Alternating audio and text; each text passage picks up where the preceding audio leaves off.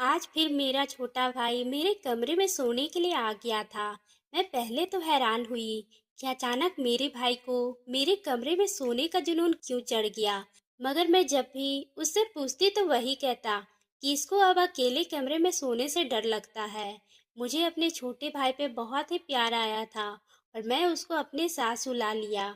वैसे भी वो अभी 12 साल का छोटा बच्चा था और मैं क्योंकि 21 साल की थी, तो मेरे लिए तो मेरा भाई बहुत ही छोटा था। इसलिए मुझे अपने साथ सुलाने पर कोई भी मसला नहीं हुआ था। इस तरह अब तकरीबन रोज ही मेरा भाई रात के वक्त मेरे पास सोने के लिए आ जाता था और मैं इस बात को बिल्कुल भी ध्यान नहीं दिया था और अपने भाई को अपने पास सुला रही थी। मगर फिर कुछ दिनों के बाद मुझे अपने भाई के अजीब से बदलाव महसूस होने लगे थे। मुझे लगता था कि जैसे मेरा भाई मुझे हर वक्त गौर से देखता है और सिर्फ रात में ही नहीं, मेरा छोटा भाई दिन में भी मेरे आगे पीछे घूमने लगा था। मैं जहाँ भी जाती थी वहाँ मेरे पीछे ही होता था। मैं किचन में काम कर रही होती तो मेरा भाई किचन में ही मेरे पास आकर बैठ जाता और तब तक मैं किचन में काम करती रहती, वह वहीं बैठा रहता था। और अगर मैं उसको बोल भी देती, तुम यहाँ पर क्या कर रहे हो, अपने दोस्तों के साथ जाकर खेलने क्यों नहीं गए, और इतने दिनों से देख रही हूँ कि तुम अब स्कूल भी अपनी छुट्टियां करने लगे हो और ये बात बहुत ही गलत बात है। इस तरह तुम्हारी पढ़ाई भी बहुत ही ज़्यादा नुकसान हो जाएगा और तुम अपनी क्लास वालों से बहुत ही पीछे रह जाओगे और जो मेरा ख्वाब है तुम्हें डॉक्टर बनाने का, वह भी पूरा नहीं हो पाएगा। तो मेरा भाई ये बात सुनकर लड़ने वाले अंदाज में कहता कि बस दीदी, नहीं जाना स्कूल, मैं घर बैठे पढ़ाई कर लेता हूँ और मुझे ज़्यादा पट्टी न पढ़ाओ और ना ये कोशिश करो कि मैं घर से बाहर रहूं, और ना ही अब मुझे दोस्तों के साथ खेलने में कोई दिलचस्पी रही है।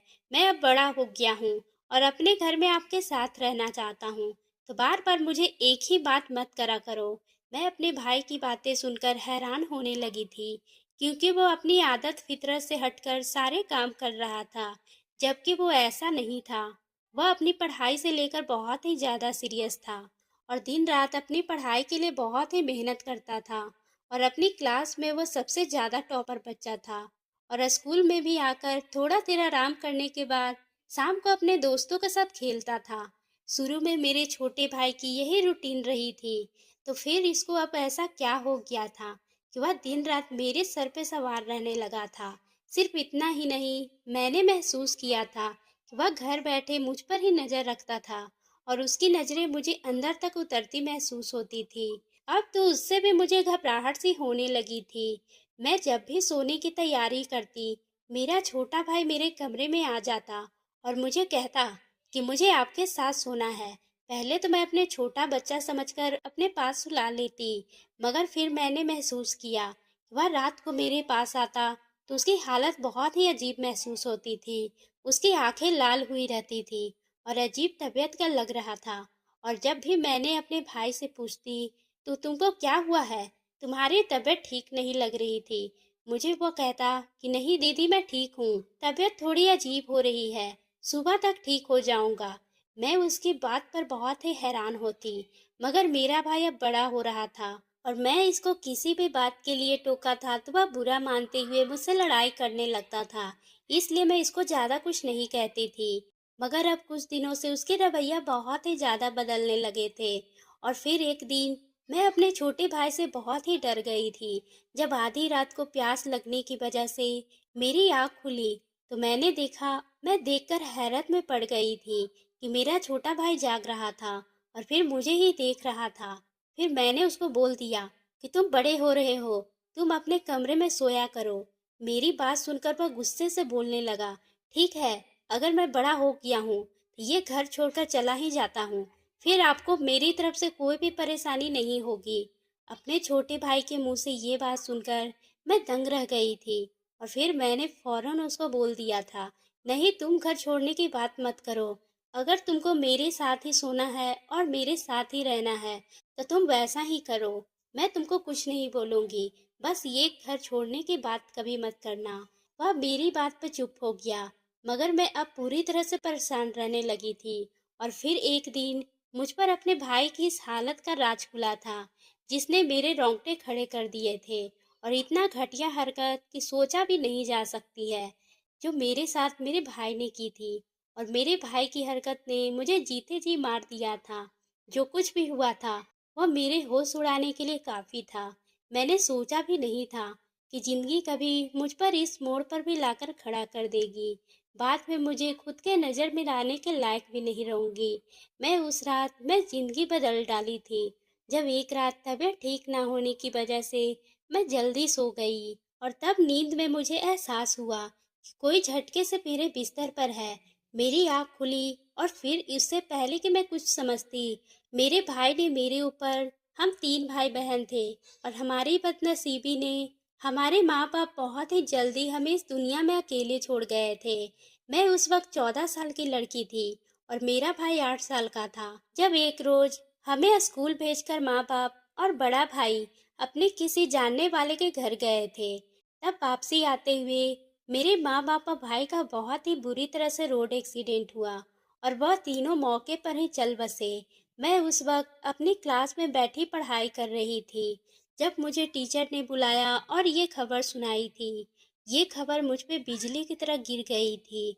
मेरी तो जैसे दुनिया ही उजड़ गई थी। मैं अपने माँ बाप के जाने पर बहुत ही रोई थी। मेरे चीखने की आवाज पूरे खानदान और मोहल्ले वालों को रुला रही थी। मगर मेरा छोटा भाई मेरे माँ बाप के जाने के सदमे में चला गया था, जिसकी वजह से उसकी हालत खराब होने लगी थी और फिर उसको दौरे पड़ने लगी थी। और ये बहुत ही खतरनाक बात थी। हालांकि मेरे चाचू ने इसको किसी अच्छे डॉक्टर से चेक करवा कर उसको नींद की दवाई देना शुरू करवा दिया था। और मेरा भाई ज्यादातर बेहोश रहता था और उसकी कोई होश नहीं रहता था कि घर में क्या हो रहा है और क्या नहीं। हमारे घर में 2 पोर्शन बने थे, एक हमारा था और एक मेरे चाचा का था। चाचा के 2 ही बेटे थे और बेटी कोई भी नहीं थी, जिसकी वजह से चाचा मुझ पे बहुत ही ज्यादा प्यार करते थे और अपनी बेटी का सारा शौक मुझसे ही पूरा करते थे। और यही बात मेरी चाची को बहुत ही बुरी लगती थी। ना जाने उनको मुझसे क्या नफरत थी कि जब भी मेरे चाचा मुझसे लाड उठाते तो उनको बहुत ही ज्यादा बुरा लगता था और उनको लगता था कि मैं उनके बच्चों का हक मार रही हूँ। पर चाचा के दोनों बेटे भी मुझसे बहुत ही लगाव रखते थे, मगर मेरी चाची इसी वजह से मुझसे नफरत करने लगी थी। मगर मेरी माँ की वजह से कुछ भी नहीं कह पाती थी, क्योंकि मेरी माँ उनके मुकाबले में अमीर घराने की बेटी थी, जिसकी वजह से मेरी चाची मेरी माँ से दबी हुई रहती थी। मगर माँ बाबा के देहांत के बाद उनको मौका मिल गया था तो वो अपने दिल की भड़ास निकालती, मुझे खूब बातें सुनाती कि मैं अब बच्ची नहीं हूँ, बड़ी हो गई हूँ, अपना और अपने भाई का ख्याल रखा करो और घर की जिम्मेदारी भी खुद उठाओ। मुझे चाची की बातें बहुत ही दुख देती थी और चाचा भी चाची की बातों से बहुत ही तंग होते थे, मगर कुछ नहीं कह पाते थे। अभी मैं अपने माँ बाप के जाने के सदमे से नहीं निकल पाई थी कि मुझे अपने भाई की हालत के साथ साथ चाची की तकलीफ वाली बातों और रवैयों ने बुरी तरह से तोड़कर रख दिया था। अब मैं इस वजह से बहुत ही परेशान रहती थी और दिन रात रोती रहती थी और माँ बाप को बहुत ही याद करती थी। उनकी जिंदगी से हम लोग कितनी अच्छी जिंदगी गुजार रहे थे, मगर अब अचानक से हमारा तहत ही पलट गया था और मुझे इस उम्र में जिंदगी की कड़वी सच्चाई को झेलना पड़ रहा था। मेरे चाचा भी हमारी वजह से बहुत ही परेशान थे, क्योंकि हम दोनों बहन भाई से बहुत ही प्यार करते थे। मगर चाची की वजह से हम दोनों को वक्त नहीं दे पा रहे थे और यही बातें उनको बहुत ही तकलीफ देती थी, क्योंकि उनके बच्चे से हम दोनों छोटे थे, मगर हालात ने हमें अकेला कर दिया था। और अब हम आए दिन चाची की नफरत बढ़ती जा रही थी और फिर इस मसले ने चाचा का एक हल निकाल दिया और मेरी मंगनी अपने दोस्त के बेटे के साथ तय कर दिया। मगर मेरी शादी की बात सुनते ही चाची ने बहुत ही बवाल मचाया और मुझे भी खूब सुनाया और कहा ये रिश्ता किसी भी हाल में नहीं होगा। मगर जब चाचा नहीं माने तो वो रूठ कर मायके चली गई। उनके जाने पर चाचा बहुत ही बुरा असर हुआ था, क्योंकि वो अपनी बीवी से बहुत ही प्यार करते थे और अब उनकी बीवी मायके जा बैठे थी। और मायके जाने के बाद दोनों बेटे भी बहुत ही परेशान हुए थे, क्योंकि उनको माँ के बगैर रहने की आदत नहीं थी।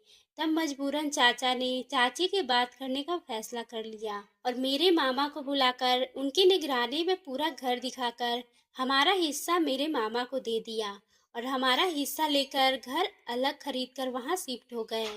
मगर जाने से पहले चाचा मामा की मौजूदगी में एक जैसा काम कर रहे थे। फिर चाचा के चले जाने के बाद मेरे मामा ने अपने घर वाले इलाके से हमारे लिए एक घर खरीदा और हम बहन भाई को वहाँ शिफ्ट कर दिया। उसके बाद मामा तकरीबन रोज ही हमारे पास चक्कर लगाते थे और हमारी हर जरूरत की पूरी करते थे। मगर मामा भी हमें अपने घर लेकर नहीं गए थे, क्योंकि चाचा की तरह उनकी बीवी भी हमें अपने साथ रखने के लिए तैयार नहीं थी। इतनी छोटी सी उम्र में हम दोनों बहन भाई को अकेले रहना पड़ रहा था। मगर अब मैं खुद को मजबूत बनाने की पूरी कोशिश की थी, ताकि अपने भाई को खुद संभालूं और किसी की मदद ना लूं। फिर मैं घर में रहकर प्राइवेट ट्यूशन से पढ़ाई की और उसके बाद अपनी पढ़ाई पूरी कर ली और अपने भाई का ध्यान देने लगी थी। नींद वाली दवाइयों की वजह से मेरा भाई अपना बचपन ही खो चुका था। उसको बस माँ बाप की थोड़ी सी बातें याद थी और वह सब कुछ भूलता जा रहा था। और मैं भी यही चाहती थी कि वह सब कुछ भूल जाए, ताकि उसके दिमाग में तकलीफ बिल्कुल न रहे कि माँ बाप की मौत के बाद चाची के कड़वे बातें उसको याद न रहे और ना ही वो दुखी हो। बस अपने भाई के दिमाग से ये बात बैठा दी थी कि माँ बाप आपको डॉक्टर बनाना चाहते थे। तब से मेरा छोटा भाई अपनी पढ़ाई को लेकर बहुत ही सीरियस था, क्योंकि उसको डॉक्टर बनना था और हमें रुपए पैसे की कोई भी कमी नहीं थी, क्योंकि माँ पापा की गवर्नमेंट जॉब थी। उसी की वजह से उनको पेंशन भी मिलती थी और पापा ने हमारे लिए मार्केट में 5 दुकानें लेकर किराए पर चढ़ा रखी थी। तो इस सब से इतना पैसा आ जाता था कि हमारा घर बहुत ही आराम से चल रहा था और हमें किसी चीज के मोहताज की नहीं थी। और फिर गुजरते वक्त के साथ धीरे धीरे मामा ने भी हमारे पास चक्कर लगाना छोड़ दिया था। अगर अब मैं अकेले अपने घर को चलाने में माहिर हो चुकी थी और किसी के ना होने से भी मुझे कोई फर्क नहीं पड़ रहा था। हम अगर अपने के होते हुए भी अकेले रहना मुझे बहुत ही दुख दे जाता था। और भाई की हरकतों ने मुझे बुरी तरह से परेशान और घबराहट में उलझा दिया था और मैं अपने छोटे भाई के ऐसे बदलाव से बहुत डरी हुई रहने लगी थी। जब एक रोज तबीयत खराब होने की वजह से मैं जल्दी ही सो गई थी, तभी मुझे नींद में महसूस हुआ कि कोई मेरे बिस्तर पर बैठा है। तो मेरी आंखें खुल गई और अपने भाई को अपने बहुत ही करीब बैठा देखकर मेरी घबराहट डर से आंखें खुली के खुली रह गई थी। और उससे पहले कि मैं कुछ कहती, मेरे छोटे भाई ने मेरे ऊपर थप्पड़ों का बौछार कर दिया और साथ साथ रोए जा रहा था और बोलता जा रहा था कि इससे अच्छा कि आप भी माँ बाप के साथ चली जाती, कम से कम आपकी वजह से मुझे इतनी जिल्लत न उठानी पड़ती। मैं अचानक से इतनी हरकत से दंग रह गई थी और अपने भाई की हरकत की बातों से मुझे बहुत ही हैरत में डाल दिया था। मगर ये सब क्यों कह रहा था और अपनी बड़ी माँ जैसी बहन पर हाथ क्यों उठाया था? तब मैं बड़ी ही मुश्किल से उसको रोका और झटके से दूर की थी और गुस्से से चीख कर बोली कि क्या बदतमीजी है। तो उसने कहा कि आपकी वजह से मुझे लोगों की बातें सुननी पड़ती है, आपकी वजह से मेरे दोस्त मुझसे दोस्ती तोड़ दी है। मैं हैरत में रह गई थी। तब मैंने उसको कहा कि मुझे खुलकर बताओ कि तुम क्या कह रहे हो। तब उसने रोते हुए कहा कि लोग मुझ पर बातें करते हैं। मगर मैं नहीं समझा कि ये लोग आखिर क्यों कह रहे हैं। दोस्तों के साथ खेलने गया तो मेरे दोस्तों की माँ ने मुझे ये कहकर भगा दिया, तुम चरित्रहीन बहन के भाई हो और तुमसे दोस्ती करके हमारे लड़के बिगड़ जाएंगे, क्योंकि तुम्हारी बहन से कोई लड़का अकेले में मिलने आता है और जब तुम स्कूल और खेल के मैदान में होते हो वह लड़का तुम लोगों के घर आता है और तुम्हारी बहन के साथ अकेले घर में वक्त गुजारता है। अब आपकी वजह से मोहल्ले के 12 लड़के ने भी मुझे परेशान करने लगे हैं। मेरा सुकून बर्बाद होकर रह गया है। ना मैं स्कूल जा सकता हूँ और ना ही मैं खेलने, और ना ये सब आपकी वजह से ही हुआ है। बताइए मुझे कौन है वह? तब अपने भाई की बात पे मैं हैरान हुई। मैंने कहा मैं अपने भाई के लिए क्या कुछ नहीं किया और एक वो है जो मेरे साथ ये सब कर रहा था। मगर मैंने उसको कुछ नहीं कहा और उसके सामने पहली बार चाचा और मामा को कॉल मिलाई थी और उनको भी सारी हकीकत बताई थी कि मामा को सुनकर मेरा भाई हैरान हुआ कि हमारा कोई रिश्तेदार भी है, क्योंकि अब कुछ ही वक्त से वो अपनी फैमिली के साथ दूसरे शहर जा चुके थे और चाचा चाची की वजह से हमारे घर नहीं आते थे। इसलिए मेरा भाई उनके बारे में कुछ नहीं जानता था। फिर मेरे चाचा ने मेरे भाई से बात की और कहा कि वो लड़का मेरा दोस्त का बेटा है और तुम्हारी बहन अलग घर में जाने से पहले मैंने उसकी मंगनी करवा दी थी और अपनी बेटी की जिम्मेदारी दी थी कि वह तुम लोगों को अकेले ना छोड़े और तुम लोगों के पास चक्कर लगाया करे। और तुम्हें इसलिए नहीं पता था कि माँ बाप की मौत के बाद तुम्हारी हालत खराब थी और तुम दिमाग से सुकून करने के तुमको दवाई दी जा रही थी और फिर इस वजह से तुम सबको आराम थे। तब अपनी दीदी से माफी मांगो जिससे तुम्हारी खातिर अपने आप को भुला दिया है और शादी का नाम भी नहीं ले रही थी कि तुम पढ़ाई लिखाई पूरी कर लो और तुम्हें लोगों की बातें सुनकर अपनी बहन से ही कुछ नहीं पूछा और इसके साथ इतना गलत किया।